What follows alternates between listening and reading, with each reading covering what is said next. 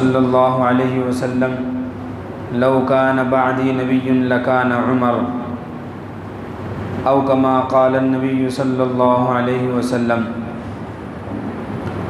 معزز اور محترم سامعین کرام، اللہ رب العزت کا بے انتہا احسان ہے، کرم ہے ماشاءاللہ کہ آپ سبھی حضرات اور ہم سب یہاں اللہ کے گھر میں بیٹھے ہوئے ہیں۔ اللہ تعالی ہم سب کے بیٹھنے کو قبول فرما لیں، اور ہم ایک صحابی رسول، امام العادلین، ناصر الدین مبین، خلیفۃ المسلمین، امیر المؤمنین، خلیفہ دوم سیدنا حضرت عمر فاروق اعظم رضی اللہ تعالی عنہ کے بارے میں اور ان کی سیرت کا تذکرہ کرنے اور سننے کے لیے بیٹھے ہیں۔ اصل تو یہ ہے کہ میں اور آپ اور ہم سب جو ہے عمل کے محتاج ہیں۔ ہم اپنی زندگی کو عمل سے روشن کریں۔ سننا سنانا بھی اسی لیے ہوتا ہے تاکہ ہم سن کر کے اپنی زندگی کے اندر عمل کرنے والے بن جائیں۔ ابھی ماشاءاللہ مفتی صاحب نے سیدنا حضرت عمر فاروق رضی اللہ تعالیٰ عنہ کی زندگی کے بہت سے واقعات ہمارے سامنے پیش کیے۔ خاص طور پہ آپ اتنے بڑے حکمراں تھے، بادشاہ تھے، اس کے باوجود آپ کے دل میں ذرہ برابر غرور و تکبر نہیں تھا۔ یہی ہمارے دلوں کی حالت ہونا چاہیے، کیونکہ ہر صحابی جو ہے دراصل یہ حضور پاک صلی اللہ علیہ وسلم کی درسگاہ سے براہ راست فیض حاصل کرنے والے تھے۔ ان کے بیچ میں کوئی کتابیں نہیں تھیں۔ آج کل ہم کتاب پڑھتے ہیں، صحابہ نے براہ راست حضور پاک صلی اللہ علیہ وسلم سے دین سیکھا تھا۔ اور جیسا کہ حدیث ہے کہ ہر صحابی اس درجے کمال تک پہنچے ہوئے تھے کہ کسی کی بھی پیروی کر لی جائے، کسی کی بھی زندگی کو کے نقش قدم کو دیکھ کر اپنی زندگی کو ان کے زندگی کے مطابق بنا لیا جائے تو کامیابی ہماری منزل بن جائے گی۔ لیکن چند صحابہ وہ ہیں جو بہت ممتاز ہیں اور اللہ نے جن کو مقام عطا فرمایا، انہی میں سے ایک سیدنا حضرت عمر فاروق رضی اللہ تعالیٰ عنہ۔ آپ کی شان منقبت اور آپ رضی اللہ تعالیٰ عنہ کا جو مقام اور مرتبہ ہے وہ تو ہمیں اسی سے اندازہ لگ گیا کہ مفتی صاحب نے ہمارے سامنے سب کچھ بیان کیا۔ لیکن آپ کا جو خاص امتیاز تھا وہ یہ کہ آپ نے ایک عادلانہ نظام کے تحت ایک حکمرانی کا نظام دیا، ایک حکومت قائم کی جس میں عدل تھا، انصاف تھا، جس میں برابری تھی، جس میں امن و امان تھا، جس میں کسی پر ظلم نہیں ہوا کرتا تھا۔ بلکہ آپ کی شان میں تو یہ کافی ہے کہ سیدنا یہ ایک بہت بڑے بزرگ گزرے ہیں، سید عطاء اللہ شاہ بخاری رحمۃ اللہ علیہ، وہ فرمایا کرتے تھے کہ عمر فاروق رضی اللہ تعالیٰ عنہ مراد نبی اور دوسرے صحابہ جو تھے وہ مرید نبی تھے، یعنی تمام کے تمام صحابہ حضور پاک صلی اللہ علیہ وسلم کے پاس آیا کرتے تھے، سیکھتے تھے اور حضور کے مرید تھے۔ لیکن حضرت عمر فاروق رضی اللہ تعالیٰ عنہ کو اللہ نے وہ صلاحیت عطا فرمائی تھی کہ حضور پاک صلی اللہ علیہ وسلم عمر فاروق کے مرید تھے۔ یہ اس وجہ سے کہا گیا کہ آپ نے خود حضرت عمر فاروق رضی اللہ تعالیٰ عنہ کا نام لے کر کے دعا فرمائی کہ اے اللہ آپ اسلام کو قوت عطا فرما دیجئے۔ ایک مرتبہ رات کی تاریکی میں خانہ کعبہ کے سامنے حضور اکرم صلی اللہ علیہ وسلم نے نماز ادا کی اور دعا مانگی، اور دعا میں یہ الفاظ کہیں کہ یعنی مفہوم ترجمہ یہ ہے کہ اللہ آپ دین اسلام کو مضبوطی عطا فرما دیجئے، آپ کے نزدیک جو ان دو لوگوں میں سے جو زیادہ پسندیدہ ہو، ایک عمر فاروق رضی اللہ تعالیٰ عنہ جن کو عمر بن الخطاب کہا جاتا تھا، اور ایک عمرو بن ہشام، ان دونوں میں سے ظاہر ہے کہ اللہ تعالیٰ نے حضرت عمر فاروق رضی اللہ تعالیٰ عنہ کو چن لیا تھا۔ چنانچہ اگلے ہی دن وہ حضور پاک صلی اللہ علیہ وسلم کے پاس پہنچے اور مفتی صاحب نے واقعہ بتلایا کہ ان کے اسلام لانے کا سبب کیا بنا۔ لیکن جب وہاں پہنچے پہاڑی پر جہاں پر صحابہ اور حضور پاک موجود تھے، وہاں پر حضرت عمر فاروق پہنچتے ہیں اور حضور پاک حضور اکرم صلی اللہ علیہ وسلم آپ کو دیکھتے ہیں اور کہتے ہیں کہ عمر، کیا اب وہ وقت ابھی تک وہ وقت نہیں آیا کہ تم اسلام میں داخل ہو جاؤ اور کلمہ پڑھ لو؟ حضرت عمر فاروق رضی اللہ تعالیٰ نے عرض کیا، حضور میں کلمہ پڑھنے کے لیے ہی آیا ہوں۔ حضور پاک صلی اللہ علیہ وسلم نے اتنی بلند آواز سے اللہ اکبر کا نعرہ بلند کیا، اور صحابہ نے کہ حرم کے اندر ابو جہل اور اس کی ٹولی کے لوگ جو بیٹھے ہوئے تھے وہاں تک اس نعرے کی آواز سنائی دی۔ اور ایک روایت میں آتا ہے، حضور فرماتے ہیں کہ اتانی جبرائیل، کہ میرے پاس جبرائیل علیہ السلام تشریف لائے اور کہا کہ استبشر اہل السماء باسلام عمر، کہ عمر رضی اللہ تعالیٰ عنہ کے اسلام لانے کی وجہ سے آج آسمان والے بھی خوش ہو گئے، آسمان والوں نے خوشی حاصل کی، یعنی وہ مقام تھا، اللہ نے ان کو چنا تھا، چنانچہ انہوں نے دین کی وہی خدمت انجام دی۔ حضور پاک صلی اللہ علیہ وسلم کے احادیث سے، ایک تو خود ان کی زندگی کے واقعات ہیں لیکن حضور نے بھی ان کے فضائل بیان فرمائے ہیں۔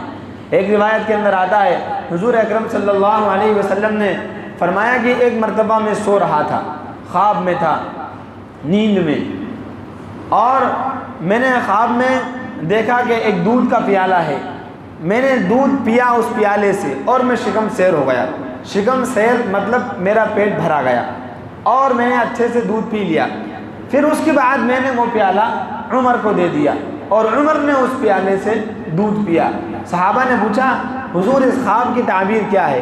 فرمایا علم، یعنی علم میں بھی وہ مقام تھا کہ حضور پاک صلی اللہ علیہ وسلم نے جس پیالے سے علم لیا وہ آپ کا، یعنی آپ نے لینے کے بعد عمر فاروق رضی اللہ تعالیٰ عنہ کو دے دیا، یہ آپ کی شان تھی۔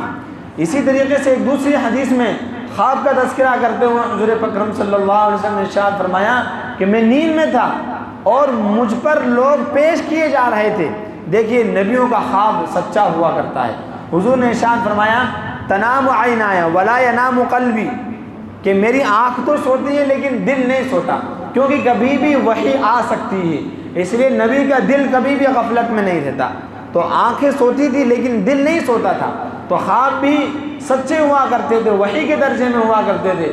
فرمایا کہ میں سو رہا تھا، میں نے نیند کے اندر دیکھا کہ مجھ پر لوگ پیش کیے جا رہے تھے، یعنی لوگوں کو میرے سامنے پیش کیا جا رہا تھا۔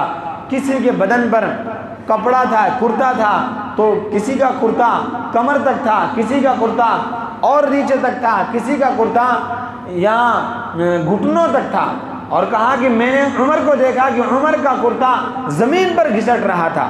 صحابہ نے پوچھا حضور اس کی کیا تعبیر ہے؟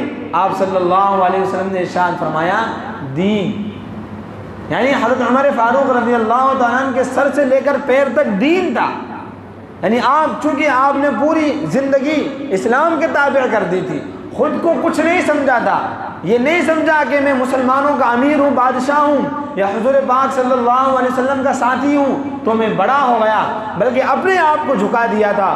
اور حدیث کا مفہوم ہے من تواضع للہ رفعہ اللہ، جو اپنے آپ کو اللہ کے لیے جھکا دیتا ہے اللہ تعالیٰ اس کو بلندی عطا فرما دیتے ہیں۔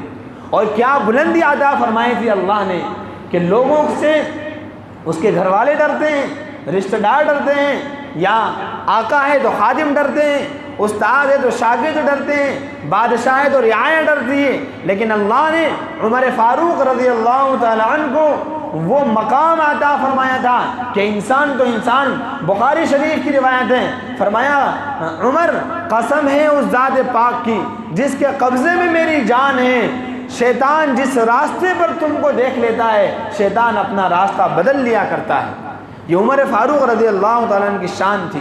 عمر آپ کا نام تھا، بچپن میں آپ کو عمیر یا عمرہ بھی کہہ دیا کرتے تھے پیار سے، اور آپ کی کنیت ابو حفص تھی، یہ زیادہ مشہور نہیں، لیکن آپ کا ایک لقب فاروق، یہ فاروق لقب حضور اکرم صلی اللہ علیہ وسلم کا دیا ہوا ہے۔ اس کا مطلب ہے الفارق بین الحق والباطل، کہ حق اور باطل کے درمیان فیصلہ کرنے والے تھے۔ عدل انصاف کے اندر آپ مشہور تھے۔ آپ نے سنا ہوگا تفسیر پانچویں پارے کے اندر ایک آیت ہے اس کی تفسیر میں ہم نے بیان کیا تھا، جو لوگ تفسیر میں شامل رہتے ہیں کہ لا یؤمنون حتی یحکموک فیما شجر بینہم، کہ یہ لوگ اس وقت تک مسلمان نہیں ہو سکتے جب تک کہ حضور پاک صلی اللہ علیہ وسلم کو اپنی معاملات میں فیصل نہ بنا لے، یعنی شریعت کے مطابق جب تک ہمارے معاملات کا فیصلہ نہیں ہوگا ہم ایمان والے نہیں ہو سکتے۔ ہم سوچتے ہیں کہ یہ والا معاملہ، اس معاملے میں تو میرا پکش ذرا کمزور ہے، مولانا کے پاس جائیں گے، علماء کے پاس جائیں گے تو وہ تو لین دین کرتے نہیں ہیں، تو معاملہ یہ ہوگا کہ جو صحیح ہوگا وہ بتا دیں گے، اس لیے یا تو جانا نہیں، اور اگر جانا ہے تو آدھا چھپانا ہے آدھا بتلانا ہے، اس لیے نہیں میں نہیں جا رہا مسجد میں، وہ کچھ یاد نہیں ہے مولانا کو، کورٹ میں چلو، آپ تو کورٹ میں 50,000 روپے کا وکیل میں کروں گا تو کہیں سے بھی چاہے میرے ایک پیسہ ایک رتی برابر بھی کچھ بھی نہیں ہے تب بھی سب میرے نام کر لوں گا۔ ہوتا ہے کہ نہیں ہوتا ہے آج کل ایسا؟ ہم لوگ آخرت سے بہت غافل ہیں۔ ایک حدیث میں ارشاد فرمایا کہ اگر کسی نے کسی کی ایک بالشت زمین بھی غصب کر لی، ناحق لے لی، قیامت کے دن ساتوں زمین کے نیچے تک اللہ تعالیٰ اس زمین کا جو بوجھ ہوگا اس پورے بوجھ کو ایک توق بنائیں گے، اور توق بنا کر اس کے گلے میں ڈال دیا جائے گا، اور اس سے کہا جائے گا کہ چلو اس کو لے کر کے۔ بتاؤ ساتوں زمین تک اتنا بھاری وزن، کیا انسان اس کو لے کر چل سکتا ہے؟ نہیں چل سکتا۔ یہ ہمارا حال ہے۔ تو حضور اکرم صلی اللہ علیہ وسلم نے ان کو فاروق کا لقب دیا۔ تو ہم آپ کو یہ بتلا رہے تھے کہ آیت کے ضمن میں لکھا ہے کہ ایک یہودی کا اور ایک منافق کا معاملہ پیش آیا، کسی بات پر سے ان کا جھگڑا ہوا ہے کسی چیز پر، تو یہودی نے کہا کہ چلیے ہم فیصلے کے لیے حضور کے پاس چلتے ہیں، منافق نے کہا کہ نہیں کعب ابن اشرف کے پاس چلتے ہیں، کیونکہ منافق مطلب ظاہر میں وہ مسلمان تھا اور یہودی مسلمان نہیں تھا، لیکن یہودی کہہ رہا ہے کہ حضور کے پاس چلیے فیصلہ کرانے کے لیے، اور مسلمان کہہ رہا ہے جو منافق تھا یعنی دل سے مسلمان نہیں تھا وہ کہہ رہا تھا کہ کعب ابن اشرف کے پاس چلیے، کیونکہ اس کو معلوم تھا کہ وہ چور ہے، وہ ایسا میرے بارے میں فیصلہ دے دے گا، میں اس کے سامنے اچھی زبان سے بول دوں گا، اور ادھر معلوم تھا کہ حضور اکرم صلی اللہ علیہ وسلم دلیل اور حق کے مطابق فیصلہ دیں گے۔ چنانچہ یہ پہنچے حضور اکرم صلی اللہ علیہ وسلم کی بارگاہ میں، آپ نے فیصلہ یہودی کے حق میں دے دیا کیونکہ وہ چیز اسی کی تھی۔ اب جب یہ دونوں واپس آ رہے تھے تو اس منافق نے کہا کہ چلو حضرت عمر کے پاس بھی چلتے ہیں، اور ان کے پاس آئے، ان کے پاس آنے کے بعد ساری باتیں بیان کی، بیان کرنے کے بعد حضرت عمر فاروق نے پوچھا کیا تم حضور کے پاس گئے؟ تو اس یہودی نے کہا کہ ہم حضور اکرم صلی اللہ علیہ وسلم کے پاس گئے تھے، پھر کیا ہوا؟ کہا انہوں نے میرے حق میں فیصلہ کیا۔ تو یہاں کون لے کر آیا؟ کہ یہ منافق لے کر آیا، نہیں وہ مسلمان تھا کہ یہ شخص لے کر آیا۔ حضرت عمر فاروق رضی اللہ تعالیٰ نے کچھ بھی نہیں سنا، اندر گئے اور اپنی تلوار نیام سے نکالی، اور آنے کے بعد اس سے کچھ کہے بغیر اس کو اپنی تلوار سے تہہ تیغ کر دیا اور اس کا سر تن سے جدا کر دیا، اور فرمایا کہ جو حضور اکرم صلی اللہ علیہ وسلم کے فیصلے سے راضی نہ ہو، عمر کا اس کے لیے یہی فیصلہ ہے کہ اس کا سر اس کے بدن سے الگ کر دیا جائے۔ حالانکہ پھر شور مچایا منافقوں نے کہ عمر نے ایسا کر دیا، ایک مسلمان کو قتل کر دیا، سزا ہونا چاہیے، بہت سارا واویلا کیا۔ اللہ تعالیٰ نے آسمان سے آیت نازل فرما دی، عمر نے ظلم نہیں کیا ہے، عمر اس سلسلے میں صاف ہے۔ یہ آیت نازل ہوئی، اس آیت سے حضرت عمر فاروق رضی اللہ تعالیٰ عنہ کی صداقت کا پتہ چلا، اور یہ حقیقت ہے کہ حضرت عمر فاروق رضی اللہ تعالیٰ عنہ کی رائے پر کئی آیتیں نازل ہوئی، کئی آیتیں۔ حضرت عمر فاروق جا کر عرض کیا کرتے تھے، حضور میرا جی چاہتا ہے کہ ایسا ہو جائے، مسلمان عورتیں چادر اوڑھ لیا کریں۔ اللہ تعالیٰ نے پردے کی آیتیں نازل فرما دی۔ یہ شان تھی حضرت عمر فاروق رضی اللہ تعالیٰ کی۔ لیکن اس سب کے باوجود جو اصل میں آپ کے سامنے عرض کروں گا وہ یہ کہ ان تمام چیزوں کے باوجود حضرت عمر فاروق رضی اللہ تعالیٰ عنہ جب خلیفۃ المسلمین بنائے گئے، مسلمانوں کے امیر بنائے گئے، تو ان کی خلافت 10 سال سے زیادہ تک قائم رہی، اور بہت فتوحات ہوئی، بے شمار فتوحات ہوئی۔ فتوحات سمجھتے ہیں یعنی بہت زیادہ جنگیں جیتی گئی، لڑی گئی اور جیتی گئی حضرت عمر فاروق رضی اللہ تعالیٰ عنہ کے زمانے میں۔ تمام کی تمام حکومتیں تھراتی تھی، قیصر اور کسریٰ کانپتے تھے۔ عمر فاروق، عمر کا نام سن کر ان کے بدن پر کپکپی طاری ہو جاتی تھی۔ یہ معاملہ کس کی طرف سے آیا ہے؟ یہ خط کس کی طرف سے آیا ہے؟ عمر کی طرف سے آیا ہے۔ خاموش کھڑے ہو جایا کرتے تھے، لیکن اس کے باوجود آپ کی سادگی آپ کی سادگی جو تھی وہ بھی ایک مثالی تھی۔ آپ کے جو کارنامے تھے وہ ایک مثالی تھے۔ آپ نے کبھی کسی پر ظلم نہیں کیا، بلکہ رات میں آپ گشت کے لیے نکلا کرتے تھے، گھومتے تھے اور دیکھتے تھے کہ میری رعایا میں کوئی بھوکا تو نہیں سو رہا، کوئی پریشان تو نہیں ہے۔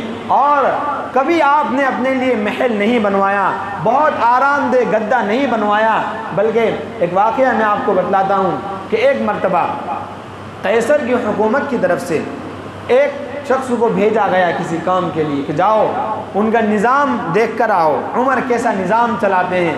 اور بڑی چرچا ہے، جب وہ آیا وہ شخص تو وہ قاصد تھا۔ قاصد کا مطلب سمجھتے ہیں آپ؟ یعنی سفیر تھا۔ سفیر کا مطلب ایلچی تھا، ایک میسنجر تھا۔ وہ خود کچھ کوئی کام لے کر کے نہیں آیا تھا اپنی طرف سے، اس نے آیا مدینہ میں تلاش کیا کہ کوئی محل ملے گا بادشاہ کا، پورا مدینہ دیکھ لیا، کوئی محل ہی نظر نہیں آیا۔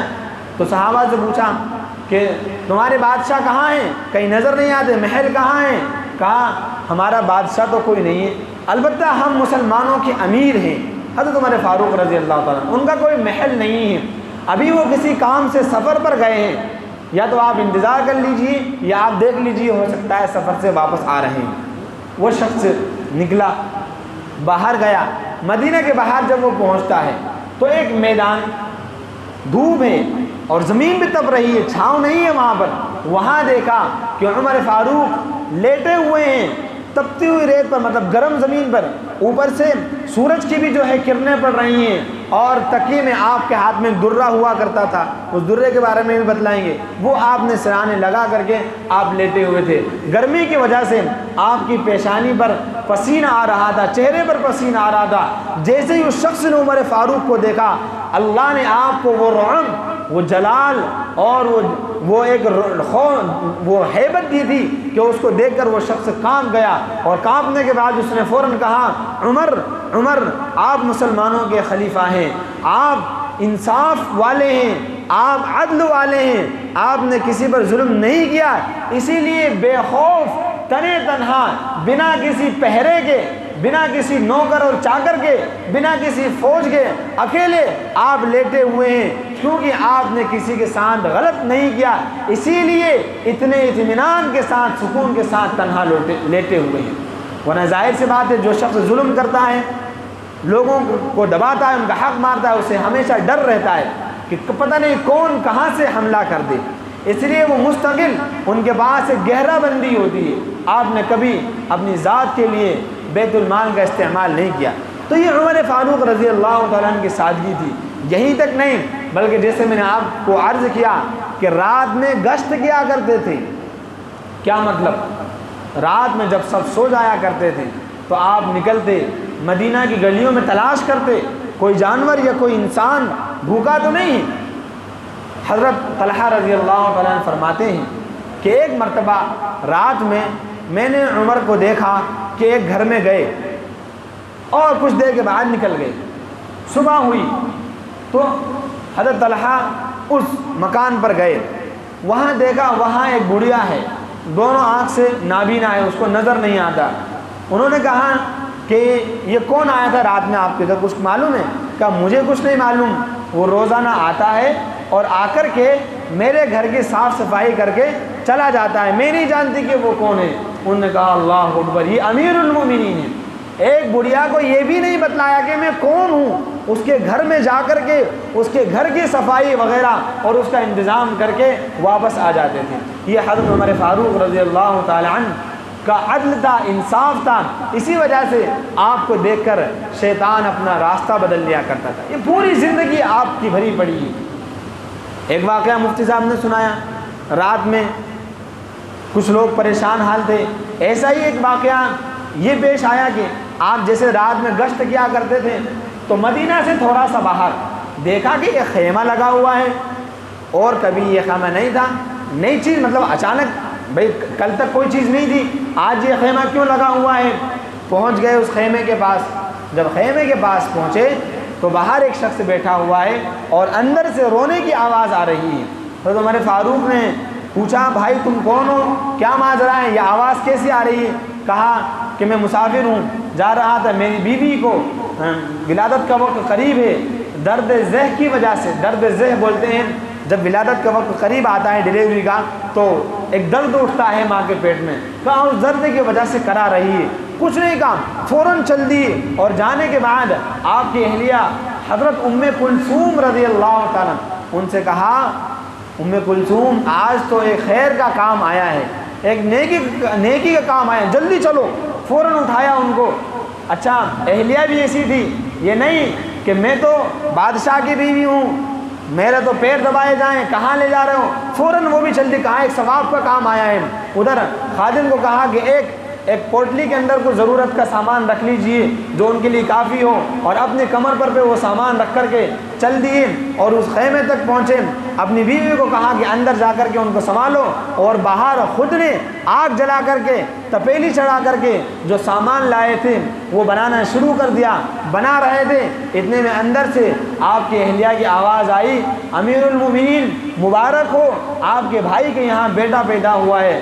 جب پاس بیٹھے شخص نے دیکھا امیر المومنین، وہ ایک دم ہکا بکا رہ گئے کہ یہ امیر المومنین ہے، ہمارے لیے کھانا بنا رہے ہیں، ان کی بیوی ہمارے عورت کا ساتھ دے رہی ہے پیدائش کے اندر۔ کہا نہیں گھبراؤ مت، یہ میری ذمہ داری ہے۔ کہا تم بھی کھاؤ اور اندر بھی کھلاؤ، اور اس طرح جب مدد کر دیا کرتے تھے تو بیٹھ کر دیکھتے تھے اور خوش ہوتے تھے۔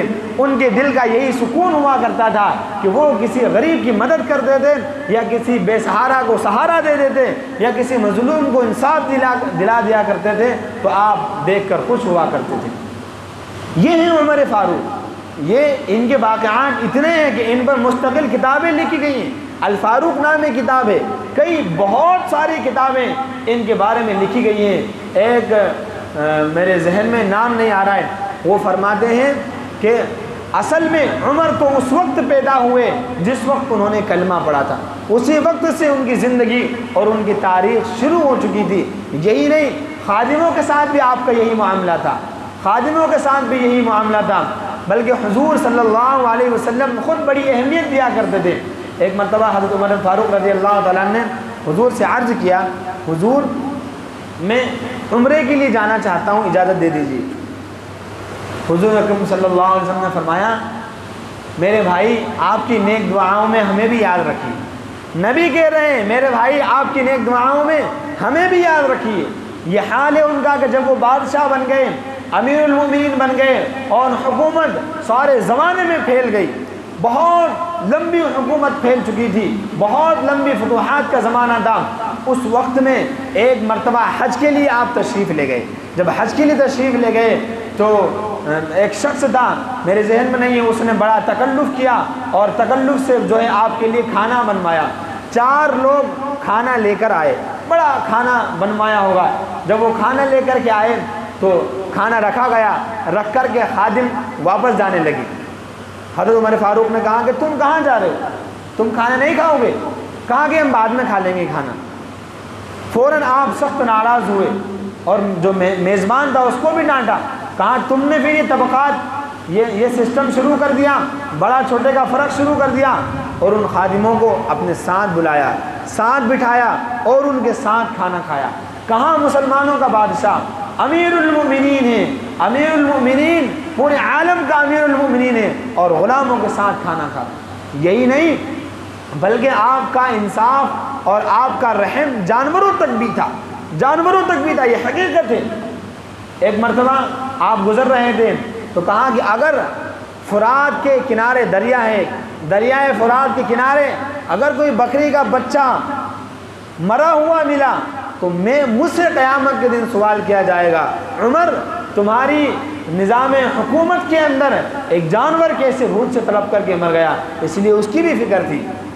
ایک صحابی احنف ابن قیس ہیں، وہ کہتے ہیں کہ ایک مرتبہ ہم فتوحات کی خوشخبری لے کر کے حضرت عمر کے پاس پہنچے کہ فلانا علاقہ فتح ہو گیا، فلانا علاقہ ہم نے فتح کر لیا، اور آپ پہنچے تو حضرت عمر نے فرمایا کہ تم لوگ اس وقت کہاں ٹھہرے ہوئے ہو؟ کہا فلانی جگہ پر۔ کہا ذرا مجھے چل کے دکھاؤ۔ جب وہاں گئے وہاں جا کر کے دیکھا تو بہت سی سواریاں ہیں ان کی سواری، اب اس زمانے میں سواری گھوڑا اونٹ یہی ہوا کرتے تھے، تو دیکھ کر فرمایا کہ تم اپنی سواریوں کے بارے میں اللہ سے ڈرو، ان سواریوں کو کھلاتے پلاتے ہو یا نہیں، تم خود آرام سے رہتے ہو اور ان سواریوں پر سوار ہوتے ہو، کہا سب کو کھول دو، صرف ضرورت کے لیے رکھو، ساری سواریوں کو آزاد کرا دیا۔ یہ جانوروں کے ساتھ انصاف تھا۔ یہی نہیں بلکہ ایک مرتبہ آپ نے مچھلی کی خواہش کی تو آپ کا غلام تھا، وہ کہیں دور دراز سے مچھلی لے کر آیا، جب وہ مچھلی لے کر آیا اور گھوڑے پر سے اترا، حضرت عمر فاروق نے دیکھا کہ گھوڑے کو پسینہ آ رہا ہے، وہ کپڑے سے پسینہ پوچھ رہا تھا۔ غلام خادم دیکھ کر عرض کیا، فرمایا کہ تم نے جانور پر رحم نہیں کیا، اس کو اتنا بھگایا، اس کو پسینہ آنے لگا، اس پر تم نے رحم نہیں کیا، اس کو پسینہ آیا۔ فرمایا کہ اس مچھلی کا ایک لقمہ بھی میں نہیں چکھوں گا، اس مچھلی میری خاطر تم مچھلی لائے اور ایک جانور کو تم نے تکلیف دی۔ یہ تھا عدل عمر۔ اسی وجہ سے آج دنیا مثال دیتی ہے اور آج بھی دنیا کہتی ہے کہ اگر آپ کو اپنے ملک کے اندر انصاف لانا ہے، اپنے ملک کے اندر آپ کو امن و امان لانا ہے تو عمر کے نقش قدم پر چلیے۔ بہرحال ایک لمبی زندگی ہے، تقریباً 63 سال کی عمر آپ نے پائی۔ جس وقت اسلام لائے تھے 25 یا 26 سال کی عمر تھی۔ کتنی عمر تھی؟